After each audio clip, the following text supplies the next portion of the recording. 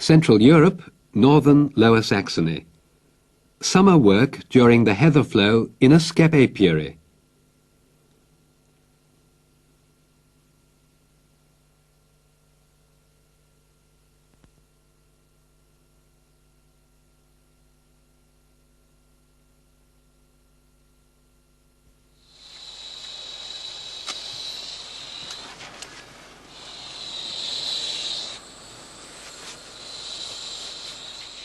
At the beginning of August, the skep apiarists at Klintwort's commercial bee farm in Langenfelde near Zuttensen have only a short time to examine the total stock of skeps.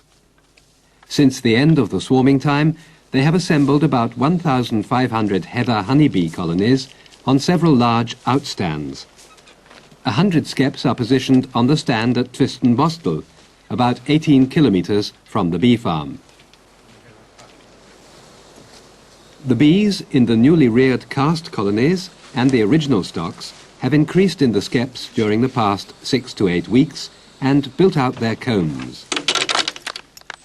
The beekeepers are taking an inventory of the state of their stocks, while at the same time preparing them for the migration to the chief honey flow of the year.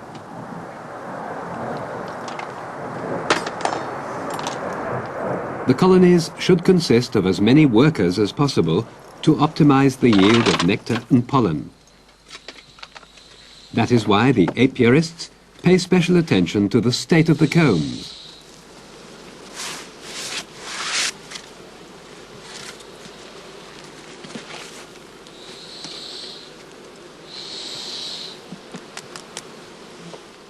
Any queen cells laid down in the meantime, and all drone comb sections are removed. The reason is that drones and new queens are superfluous in a colony with a mated queen.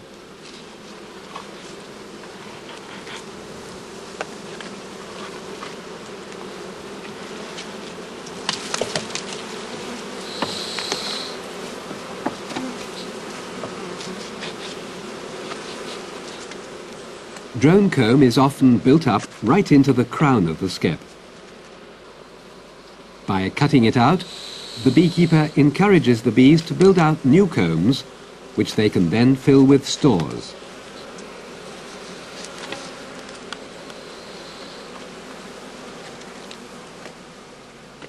After inspection, the skeps are covered with light cloths which allow air to circulate. They are to be transferred this very evening. Besides the young master beekeeper, Georg Klintwort Jr., the two assistant beekeepers, Elke Bullmann and August von Bargen, are at work here. All available staff at the bee farm have to join in this major operation. After a while, the master beekeeper himself, Georg Klintwort Sr., joins them. At the time of filming, he was 71 years of age. He started beekeeping with only 70 winter colonies 50 years previously.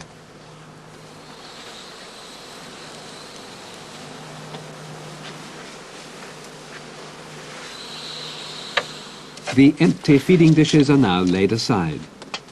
The apiarists had encouraged the development of their stocks after the swarming period by feeding them sugar syrup.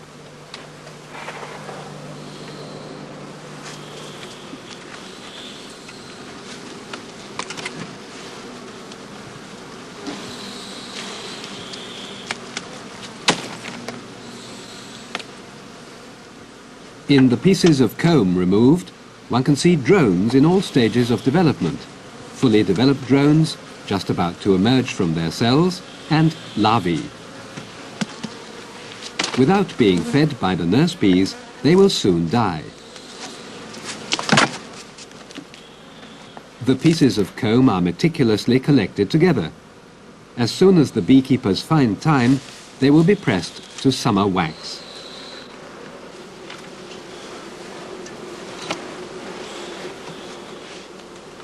In several skeps, the combs have been built down as far as the feeding dish. Straws, which serve the bees as landing places in it, are also removed.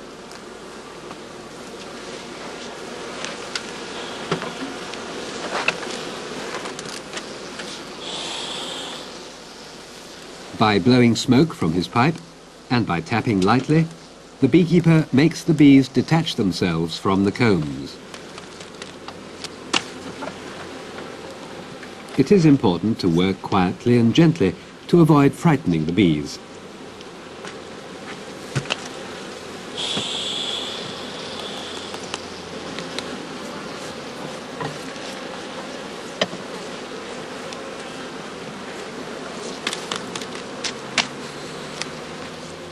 With the narrow blade of his long-handled skep knife, or with the hook at the other end, the beekeeper can work deep inside the skep and fetch out the smallest pieces without damaging the adjacent comb surfaces.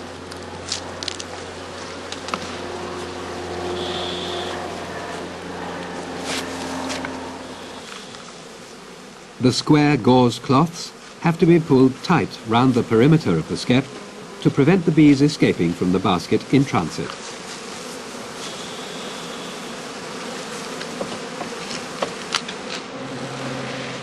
Occasionally, the beekeeper comes across weak colonies like this one that have not built out their combs beyond the first pair of spiles.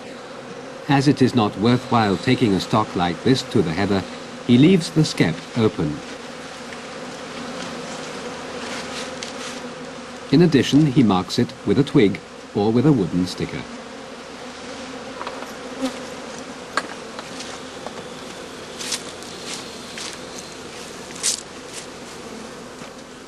The 4 beekeepers required about 2 hours to process the 100 skeps standing here.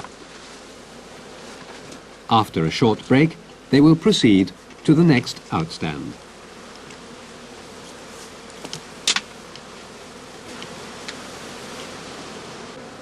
The entrances remain open right up to the moment of dispatch to allow the bees unobstructed entry and exit during the day.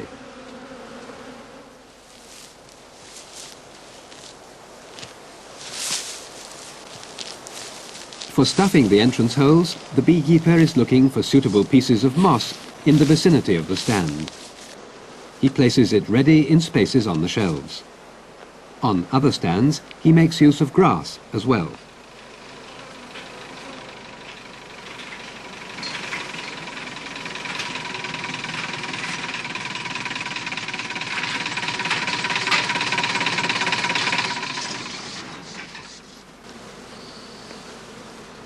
Immediately before transport, the entrances are sealed tight after the bees have been driven back into the skeps by smoking.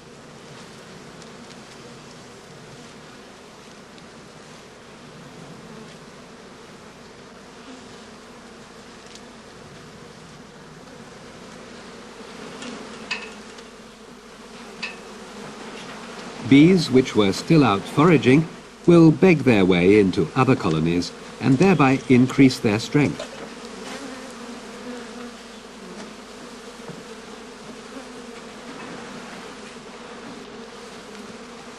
The skeps are stacked close together on their sides in staggered formation. Sudden movements and rolling from side to side have to be avoided so that the bees do not panic and the basket work of the skeps is not damaged. As the comb sections are arranged vertically, jolts during transport can be quite well absorbed.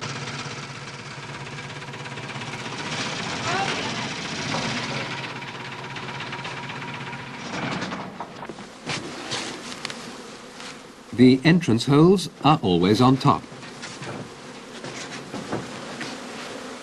The gauze cloths allow free exchange of air and thus ensure the necessary temperature equalization.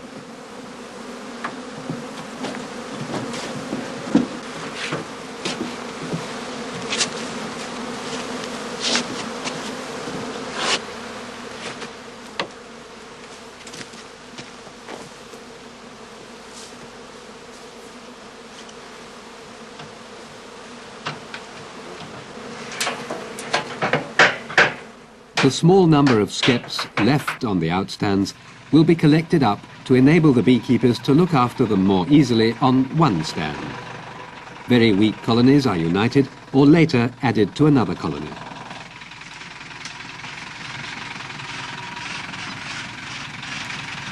The destination of the summer migration is the Lunenburg Heath because this is one of the only areas where large expanses of heather have survived.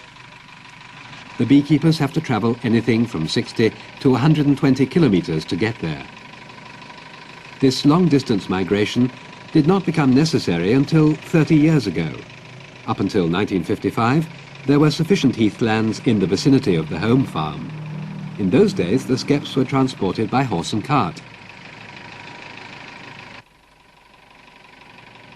After a 2-hour journey, the first migration stand is set up on the heath in the evening hours.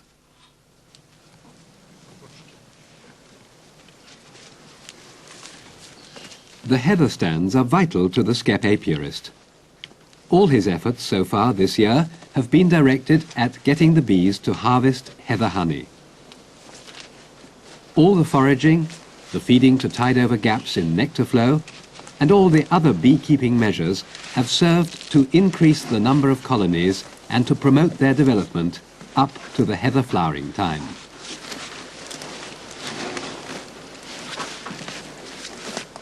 The beekeeper built the stands himself several decades ago.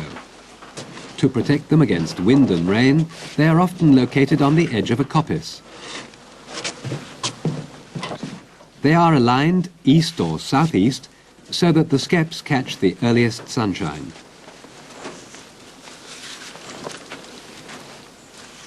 Anything between 50 and 100 skeps can be accommodated on one heather outstand. This far excels the capacity of the small migration stands used in the orchards of the Altersland. The entrance holes are opened immediately the skeps have been set up. This enables the bees to orientate on their first foraging flights early the following morning.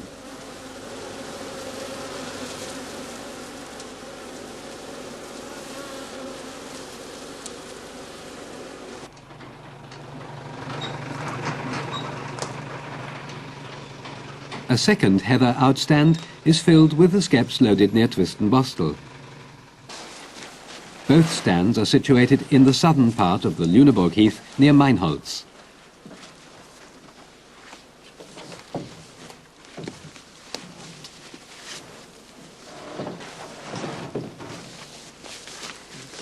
Several evenings in a row, the Klindvoort bee farm transports its skeps to the heather until all the available standing grounds are occupied. Most of them lie in an area reserved for military training. The experienced migratory beekeeper times the migration in accordance with the heather nectar flow. He does not set up his colonies on the heath until the heather starts flowering. This usually occurs by the 10th of August.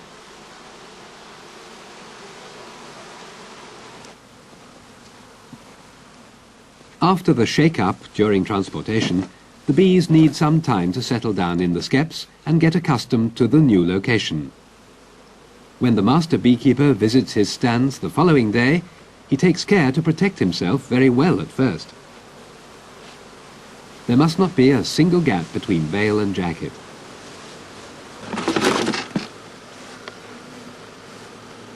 The woven horsehair panel of the veil is provided with a leather-lined opening for the beekeeper's pipe.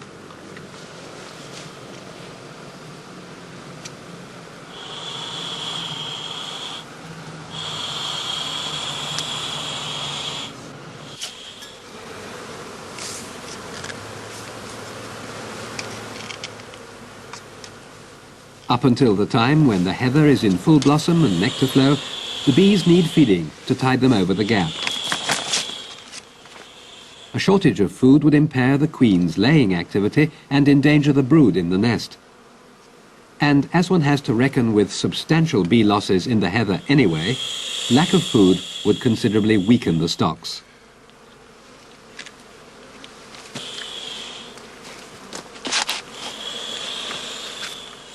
The beekeeper provides the bees with food at the same time as he removes the covering cloths. On the home stands, he uses feeding dishes and wooden platters for the sugar syrup or honey water. But here, on the migration stands, the single portion of candy is simply placed on a piece of plastic foil.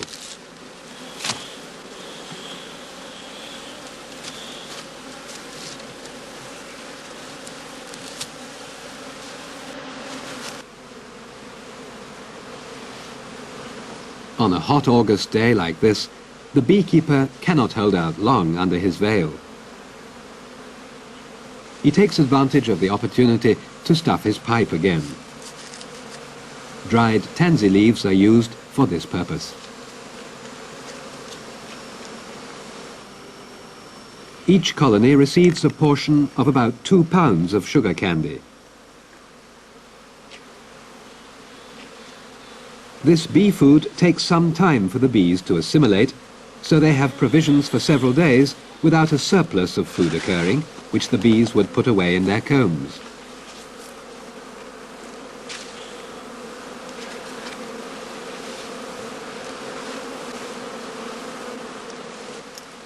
It has taken the beekeeper an hour and a half to perform all the tasks at this stand.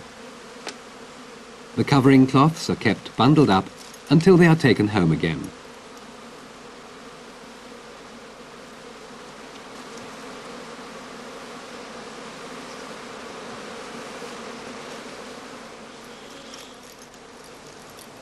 A fortnight later, in the second half of August, the heather is in full bloom. In good weather, the bees now find plenty of pollen and nectar in the blossoms of Calluna vulgaris, the heather.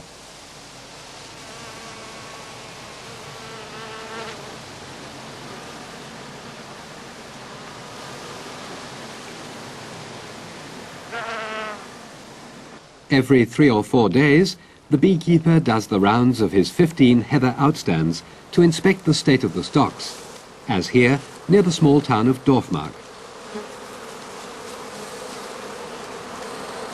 During the 2 weeks since the beginning of the heather migration, the bees in this skep have drawn their combs almost down as far as the shelf of the stand.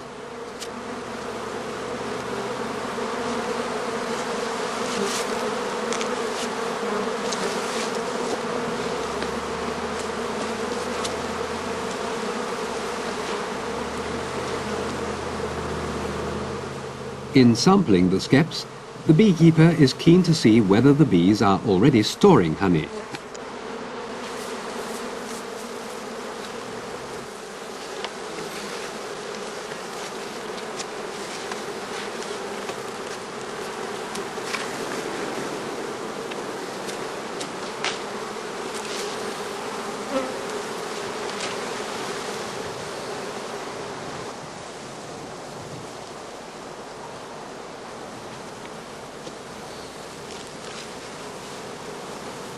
If a poorly built-out comb structure indicates that a colony is weak, he places the skep where a well-built-out skep had stood, with a view to increasing its bee population.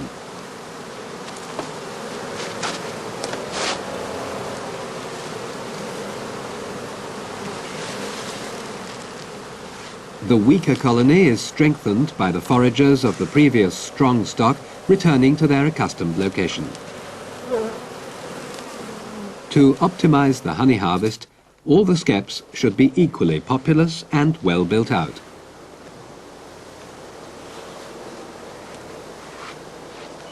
The most favorable arrangement is for the migration stands to be in the center of the best foraging area and not too close together.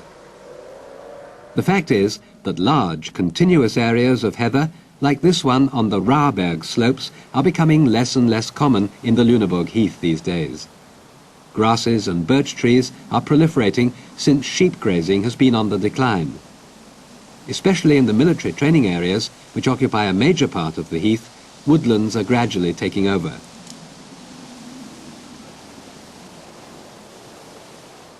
To avoid over-foraging the heather crop, the migration beekeeper has to obtain a new license every year from the local authority responsible for the area, permitting him to use the stands and stipulating the number of skeps he may set here. So, migration stand number 61, in the administrative district of Soltau-Fallingbostel, is licensed for 100 skep colonies. Heather produces better nectar if the soil is poor in humus and relatively heavy. But weather conditions before and during the flowering period are also a decisive factor. Temperatures of around 20 degrees centigrade and morning mists are favorable for nectar and pollen gathering.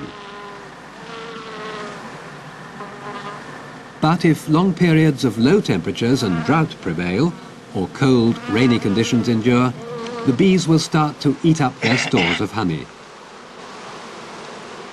That is why the beekeeper makes sure, during each inspection round, that they are continuing to lay up stores, and he checks how well the honey cells are being filled.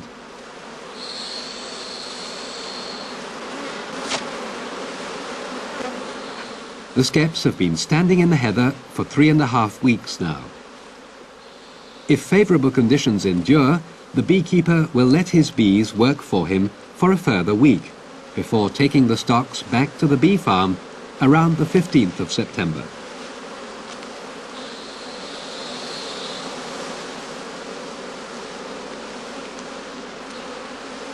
In a good summer, the skeps on the heather outstands have increased in weight by as much as 35 pounds each. Their combs now contain the heather skep apiarist's entire year's harvest of honey.